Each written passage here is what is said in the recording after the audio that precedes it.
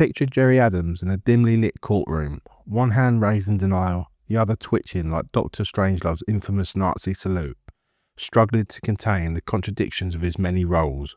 Peacemaker, politician, bearded bard, or something darker. As my father always insisted, the architect of Republican violence, a figurehead for the IRA and Sinn Féin, like two cheeks of the same arse, to borrow George Galloway's colourful phrase. Adams has always denied involvement with the IRA. Starting today, Adams faces a civil trial in London's High Court, accusing him of IRA membership and involvement in bombings that scarred innocents between the 1970s and 1990s. This may be his last chance to confront the past, but if history is any guide, expect elevated language, vanity and evasion from the man whose supporters compare him straight-faced to Nelson Mandela. Now, I predict Adams will play the persecuted plot victim and tout his peace credentials.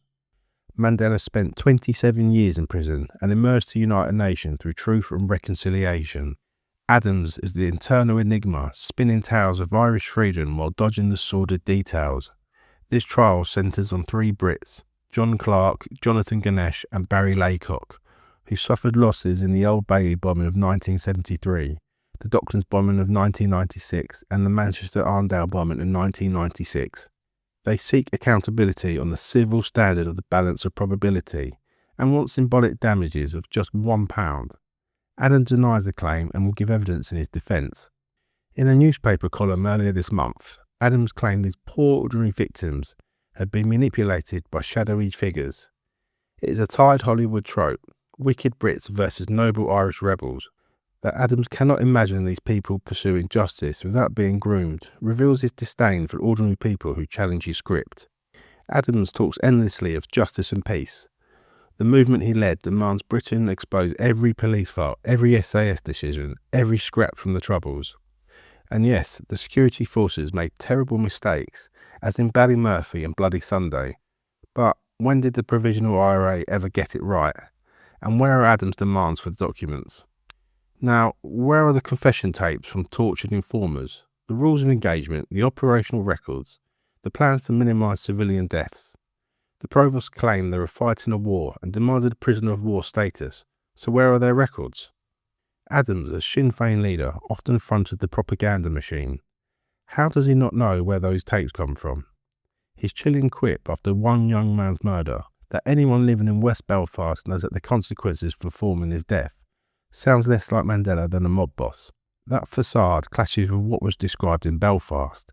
Punishments, beatings became a grotesque arms race, six-packs, shots to ankles, knees and elbows, gave way to baseball bats wrapped in barbed wire, drills to joints and acid burns, all to terrorise communities into submission.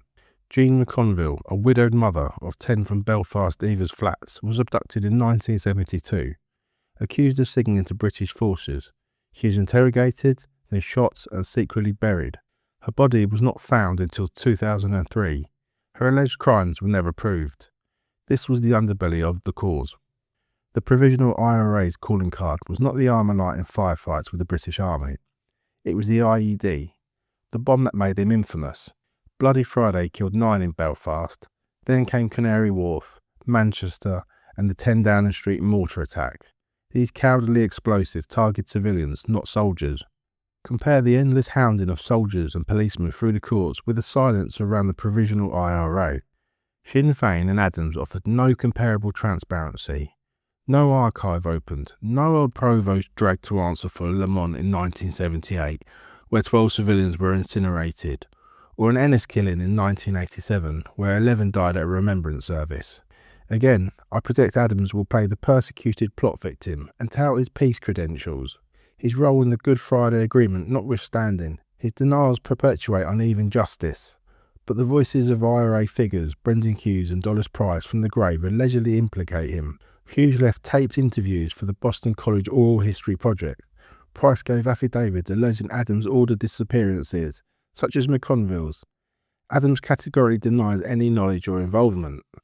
This trial is not a conspiracy. It is a chance of closure for victims.